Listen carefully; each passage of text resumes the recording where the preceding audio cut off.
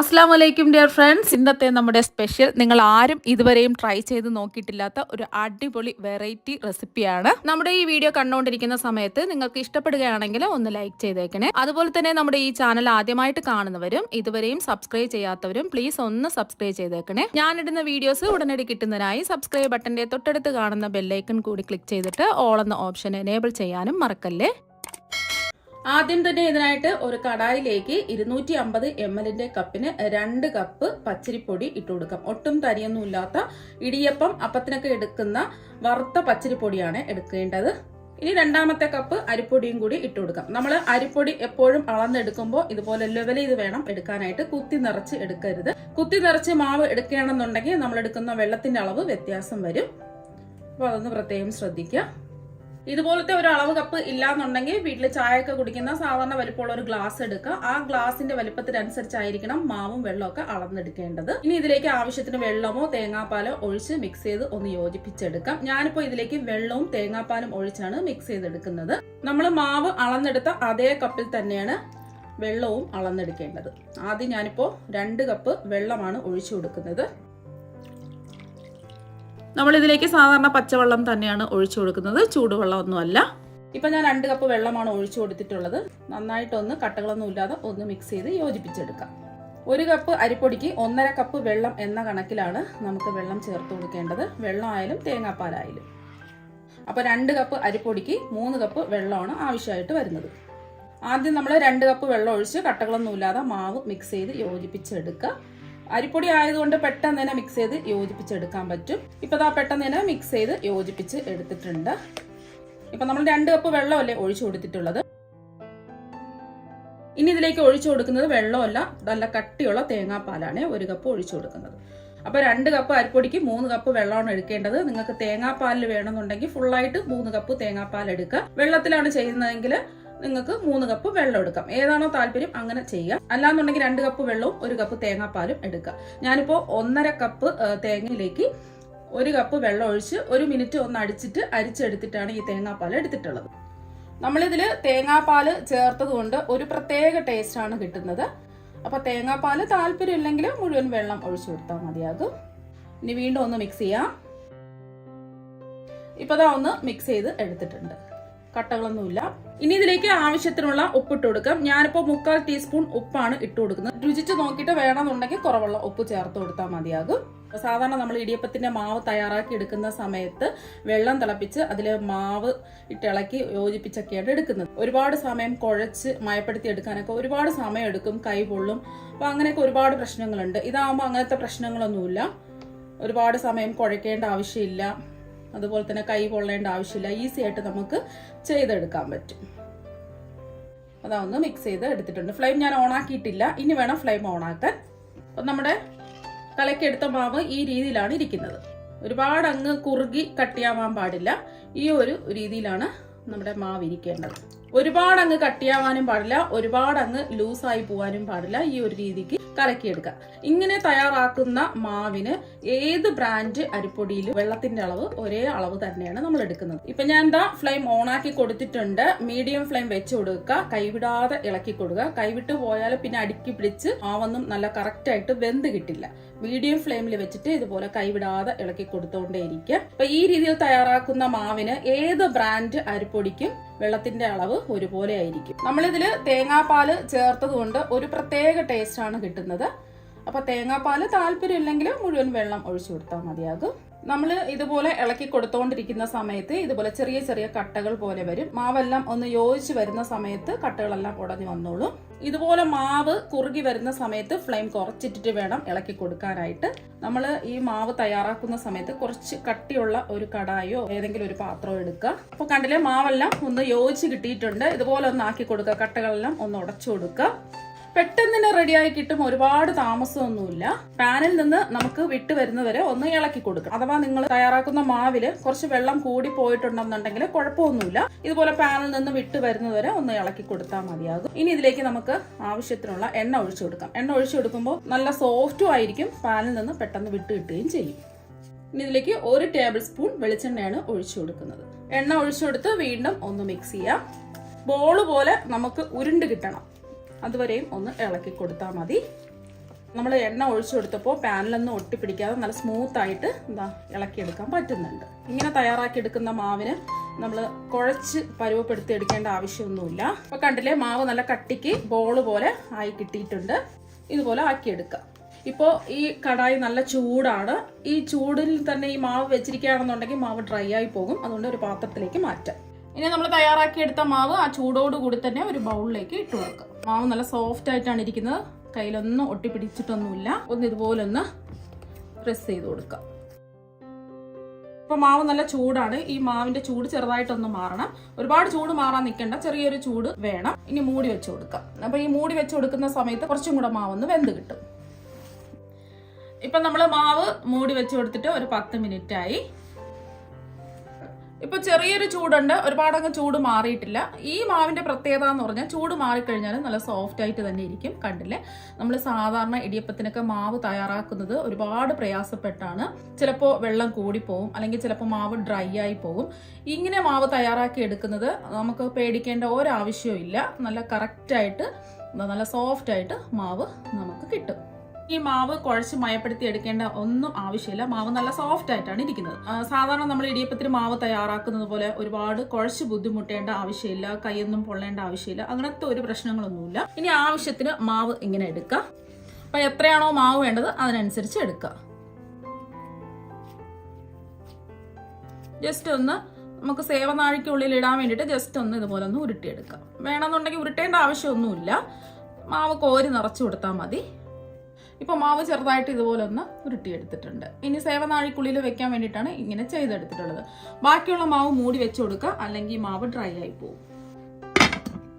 ഇനി നമ്മൾ ഇടിയപ്പം പിഴിഞ്ഞൊഴിക്കുന്നതിന് വേണ്ടിയിട്ട് ഇതുപോലത്തെ ഒരു സേവനാഴി എടുക്കുക. ഇനി സേവനാഴിയുടെ ഉള്ളിലേക്ക് കുറച്ച് എണ്ണ ഒന്ന് ബ്രഷ് ചെയ്ത് കൊടുക്കാം. ഒട്ടിപ്പിടിക്കാതിരിക്കാൻ വേണ്ടിയിട്ടാണ്. നമ്മൾ മാവ് ഇട്ട് കൊടുക്കുന്ന സമയത്ത് നല്ല സ്മൂത്തായിട്ട് പിഴിഞ്ഞ് കിട്ടുന്നതിന് വേണ്ടിയിട്ടാണ് കുറച്ച് വെളിച്ചെണ്ണ ഒന്ന് ബ്രഷ് ചെയ്ത് കൊടുക്കുന്നത്. അപ്പം എല്ലാ ഭാഗത്തും വെളിച്ചെണ്ണ അതാ ബ്രഷ് ചെയ്ത് കൊടുത്തിട്ടുണ്ട്. നമ്മൾ ചില്ലെടുക്കുമ്പോൾ ഇതുപോലത്തെ ചെറിയ ഹോളുള്ള ചില്ല് വേണം എടുക്കാനായിട്ട്. ഇനി സേവനാഴിക്കുള്ളിലേക്ക് നമ്മൾ ഉരുട്ടിയെടുത്ത മാവ് വെച്ച് കൊടുക്കാം. മാവ് ഫുള്ളായിട്ട് അങ്ങ് വെക്കരുത്, ഒരു 1/4 ഭാഗത്തോളം മാത്രമേ മാവ് വെച്ച് കൊടുക്കാവൂ. ഈ സേവനാഴി ഒന്ന് അടച്ചു കൊടുക്കാം. ഇനി നമ്മൾ ഇടിയപ്പം തയ്യാറാക്കുന്നത് ഇടിയപ്പച്ചെമ്പ് ഇല്ലാത്തവർക്ക് വേണ്ടിയാണ്.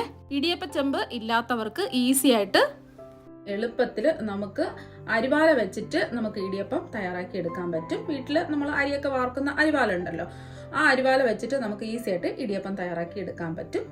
അപ്പൊ അതിനായിട്ട് ഞാനിപ്പോൾ കുറച്ച് പൊക്കമുള്ള ഒരു പാത്രം എടുക്കാം. ഞാൻ ഇതുപോലത്തെ കുറച്ച് പൊക്കമുള്ള ഒരു പാത്രം എടുത്തിട്ടുണ്ട്. ഇതിലേക്ക് ഒരു 3 ഗ്ലാസ് വെള്ളം ഒഴിച്ചു കൊടുക്കാം. വെള്ളം ഒരുപാട് ഒഴിക്കണ്ട, 3 ഗ്ലാസ് ഒഴിച്ചു കൊടുത്താൽ മതിയാകും. ഇപ്പം എന്താ ഒരു പാത്രത്തിലേക്ക് 3 ഗ്ലാസ് വെള്ളം ഒഴിച്ചു കൊടുക്കുന്നുണ്ട്. ഈ വെള്ളം ഒന്ന് തിളപ്പിച്ചെടുക്കാം. അപ്പം വെള്ളം തിളച്ചിട്ടുണ്ട്. ഒരു കാര്യം പ്രത്യേകം ശ്രദ്ധിക്കുക, ഒരുപാട് വെള്ളം വെക്കരുത്. എന്നാൽ പിന്നെ ഇടിയപ്പത്തിന്റെ ഉള്ളിലൊക്കെ വെള്ളം കയറി കറക്റ്റ് പാകത്തിന് ഇടിയപ്പം വെന്ത് കിട്ടില്ല. ജാമായിട്ട് ഒരു കട്ട പോലെ ഇരിക്കും ഇടിയപ്പം. അപ്പോൾ അതുണ്ടാവാതിരിക്കാൻ ഇതുപോലെ ആവശ്യത്തിന് കുറച്ച് വെള്ളം മാത്രം വെച്ച് തിളപ്പിച്ചെടുക്കാം. ഇനി ഇതിന്റെ ഉള്ളിൽ ഇതുപോലത്തെ ഒരു അരിവാല വെച്ചു കൊടുക്കാം. ഞാൻ അടിയിൽ ഇതുപോലെ പൊക്കമുള്ള ഒരു പാത്രം വെച്ച് കൊടുത്തിട്ടുള്ളത് ഈ അരിവാല മുങ്ങിക്കിടക്കാതെ പൊങ്ങിയിരിക്കുന്നതിന് വേണ്ടിയിട്ടാണ്. അരിവാല വെള്ളത്തിൽ മുങ്ങിക്കിടക്കുകയാണെന്നുണ്ടെങ്കിൽ ഇടിയപ്പത്തിന് വെള്ളം കയറും, കറക്റ്റ് പാകത്തിന് വെന്ത് കിട്ടില്ല, കറക്റ്റ് പാകത്തിന് ഇടിയപ്പം തയ്യാറാക്കി എടുക്കാൻ പറ്റില്ല. അപ്പൊ അതുകൊണ്ടാണ് പൊക്കമുള്ള പാത്രം എടുത്തിട്ടുള്ളത്. അപ്പൊ വെള്ളം തട്ടാത്ത രീതിയിൽ വേണം അരിവാല വെച്ച് കൊടുക്കാൻ വേണ്ടിയിട്ട്. ഇപ്പൊ അരിവാല ഒന്ന് ചൂടായിട്ടുണ്ട്. ഇനി അരിവാലയിൽ കുറച്ച് എണ്ണ ഒന്ന് ബ്രഷ് ചെയ്ത് കൊടുക്കാം.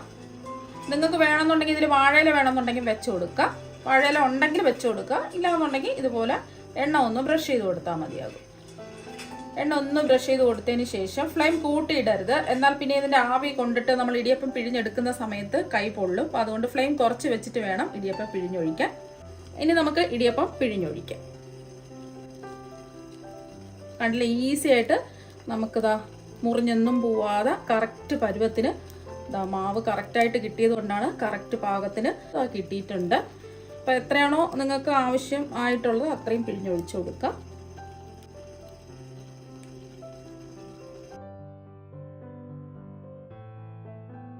അപ്പം നമ്മുടെ അരിവാലയുടെ വലിപ്പത്തിനനുസരിച്ച് എത്ര വേണമെങ്കിലും നമുക്ക് പിഴിഞ്ഞൊഴിച്ചു കൊടുക്കാവുന്നതാണ്. ഞാനിപ്പോൾ 4 എണ്ണമാണ് ഇതിലേക്ക് പിഴിഞ്ഞൊഴിച്ചു കൊടുക്കുന്നത്.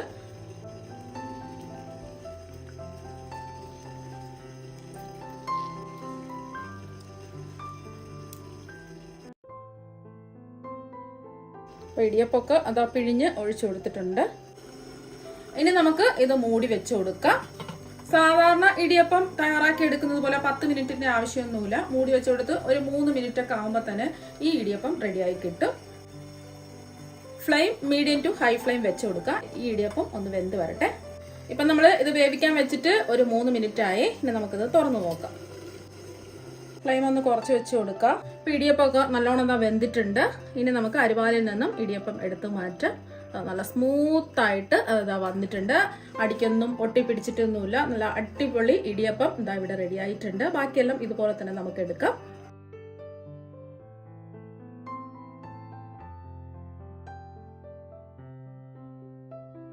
അടുത്ത് പിഴിഞ്ഞൊഴിക്കുന്ന സമയത്ത് വീണ്ടും എണ്ണ ഒന്ന് ബ്രഷ് ചെയ്ത് കൊടുക്കുക. അപ്പൊ ഇടയ്ക്കൊന്ന് വെള്ളം ഉണ്ടോ എന്ന് ചെക്ക് ചെയ്ത് നോക്കുക. വെള്ളം കുറവാണെന്നുണ്ടെങ്കിൽ, വറ്റിപ്പോയിട്ടുണ്ടെന്നുണ്ടെങ്കിൽ കുറച്ച് വെള്ളം ഒഴിച്ചു കൊടുക്കുക. ഇടയ്ക്കിടയ്ക്ക് ഒന്ന് നോക്കിയാൽ മതി. ഇപ്പം നമ്മൾ കുഞ്ഞു കുഞ്ഞു ഇടിയപ്പം അല്ലേ തയ്യാറാക്കി എടുത്തിട്ടുള്ളത്. കുറച്ച് വലിപ്പത്തിൽ നമുക്കിതൊന്ന് പിഴിഞ്ഞൊഴിക്കാം. അപ്പോൾ നിങ്ങൾക്ക് വേണമെന്നുണ്ടെങ്കിൽ ഇതിൽ കുറച്ച് തേങ്ങ ചിരകിയത് ഇട്ട് കൊടുക്കാം. ഞാനിപ്പോൾ തേങ്ങാപ്പാൽ ചേർത്തതുകൊണ്ട് തേങ്ങയൊന്നും ഇട്ട് കൊടുക്കുന്നില്ല.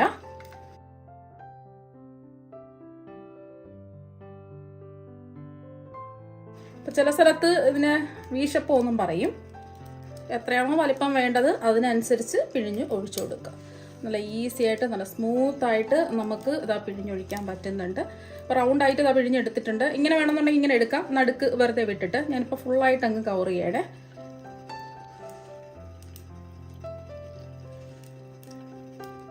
ഫുള്ളായിട്ട് കവർ ചെയ്ത് മാവ് ചുറ്റിച്ച് എടുത്തിട്ടുണ്ട്. വീണ്ടും നമുക്ക് മൂടി വെച്ച് ഒരു 3 മിനിറ്റ് വേവിച്ചെടുക്കാം. മീഡിയം ടു ഹൈ ഫ്ലെയിം തന്നെ വെക്കാം. ഇപ്പം നമ്മൾ ഇത് വേവിക്കാൻ വെച്ചിട്ട് ഒരു 3 മിനിറ്റ് ആയി. ഇപ്പം 3 മിനിറ്റ് കൊണ്ട് ഇടിയപ്പം എന്താ സൂപ്പറായിട്ട് വെന്ത് കിട്ടിയിട്ടുണ്ട്. ഇനി പാത്രത്തിൽ നിന്നും അരിവാല പുറത്തെടുക്കാം. ഇപ്പൊ ഇത് നല്ല ചൂടാണ്. ഒരു 30 സെക്കൻഡ് ഇങ്ങനെ തന്നെ ഇരിക്കട്ടെ. ചൂടോടുകൂടി ഇത് നമ്മൾ എടുക്കുകയാണെന്നുണ്ടെങ്കിൽ പെട്ടെന്ന് പൊടിഞ്ഞു പോകും. ഇപ്പൊ ഒരു 30 സെക്കൻഡ് ആയിട്ടുണ്ട്. ചെറിയൊരു ചൂടേ ഉള്ളൂ. ഇനി ഇത് നമുക്ക് കൈ കൊണ്ട് തന്നെ എടുത്ത് മാറ്റാം. വലിയ ചൂടൊന്നുമില്ല. നല്ല സൂപ്പറായിട്ടുള്ള ഇടിയപ്പം ഇതാ ഇവിടെ റെഡി ആയിട്ടുണ്ട്. നല്ല സോഫ്റ്റ് ആയിട്ടാണ് ഇരിക്കുന്നത്. കണ്ടില്ലേ, കനം കുറച്ച് നല്ല സോഫ്റ്റ് ആയിട്ടാണ് ഇരിക്കുന്നത്. നമ്മൾ തേങ്ങാപ്പാലിൽ ചെയ്തെടുത്തതുകൊണ്ട് ടേസ്റ്റും കൂടുതലായിരിക്കും. നമ്മൾ സാധാരണ ഇടിയപ്പച്ചമ്പിൽ ഉണ്ടാക്കുന്ന അതേ രീതിയിൽ തന്നെയാണ് നമ്മൾ അരിവാലയിലും ചെയ്തെടുത്തപ്പോൾ കിട്ടിയിട്ടുള്ളത്. അപ്പോൾ കൈ നനയാതെ, കൈ വേദനിക്കാതെ, കൈ പൊള്ളാതെ നമുക്ക് ഈസി ആയിട്ട് മിനിറ്റുകൾക്കുള്ളിൽ തന്നെ നമുക്ക് ഇടിയപ്പം റെഡിയാക്കി എടുക്കാൻ പറ്റും. ഇത് നമ്മൾ കുഞ്ഞു കുഞ്ഞായിട്ട് തയ്യാറാക്കിയെടുത്ത ഇടിയപ്പമാണ്. സാധാരണ നമ്മൾ ഇടിയപ്പച്ചമ്പിൽ തയ്യാറാക്കി എടുക്കുന്നത് പോലെ തന്നെയാണ് നമ്മൾ അരിവാലയിലും തയ്യാറാക്കി എടുത്തിട്ടുള്ളത്. ഒരു വ്യത്യാസവും ഇല്ല. പെട്ടെന്ന് തന്നെ റെഡിയായി കിട്ടുകയും ചെയ്യും. കണ്ടില്ലേ, നല്ല ലെയറായിട്ട് ഇതാ കിട്ടുന്നുണ്ട്. നല്ല സോഫ്റ്റ് ആയിട്ടാണ് ഇരിക്കുന്നത്. കണ്ടില്ലേ, നല്ല പഞ്ഞി പോലെ നല്ല സോഫ്റ്റ് ആയിട്ട് ഇരിപ്പുണ്ട്. അപ്പോൾ നിങ്ങൾക്ക് വലുതായിട്ട് വേണമെന്നുണ്ടെങ്കിൽ വലുതായിട്ട് ഉണ്ടാക്കാം, ചെറുതായിട്ട് വേണമെന്നുണ്ടെങ്കിൽ ചെറുതായിട്ട് ഉണ്ടാക്കാം. ഇപ്പം നമ്മൾ കുറച്ച് വലിപ്പത്തിൽ തയ്യാറാക്കിയെടുത്ത വീശപ്പം അല്ലെങ്കിൽ നൂലപ്പം ഇതാ ഇവിടെ റെഡി ആയിട്ടുണ്ട്. ഇതും നല്ല സോഫ്റ്റാണ്. നമ്മൾ സാധാരണ ഇടിയപ്പച്ചെമ്പിൽ തയ്യാറാക്കി എടുക്കുന്നത് പോലെ തന്നെയുണ്ട്. നല്ല കണ്ടില്ലേ, നല്ല സോഫ്റ്റാണ്, ഒട്ടിപ്പിടിച്ചിട്ടൊന്നുമില്ല. അപ്പോൾ ഇടിയപ്പൊക്കെ ചെയ്ത് ഫ്ലോപ്പായവർ ഇതുപോലെ ഒരു പ്രാവശ്യം തയ്യാറാക്കി നോക്കുക. ഉറപ്പായിട്ട് നിങ്ങൾക്ക് അടിപൊളിയായിട്ട് ഇടിയപ്പം തയ്യാറാക്കി എടുക്കാൻ പറ്റും. ഫ്ലോപ്പായി പോവില്ല. ഇനി ഇതൊന്ന് മുറിച്ച് കാണിച്ചു തരാം എത്രമാത്രം സോഫ്റ്റ് ആണെന്നുള്ളത്. കണ്ടില്ലേ, പഞ്ഞി പോലെ നല്ല സോഫ്റ്റ് ആയിട്ടാണ് ഇരിക്കുന്നത്. ഇതാ കണ്ടില്ലേ, കാണുമ്പോൾ തന്നെ നിങ്ങൾക്ക് മനസ്സിലാക്കാൻ പറ്റും എത്രമാത്രം സോഫ്റ്റ് ആണെന്നുള്ളത്.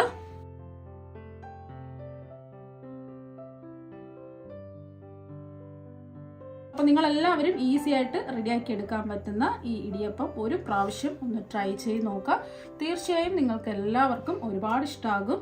അപ്പോൾ നമുക്ക് മറ്റൊരു വെറൈറ്റി വീഡിയോ ആയിട്ട് വീണ്ടും കാണാം. താങ്ക്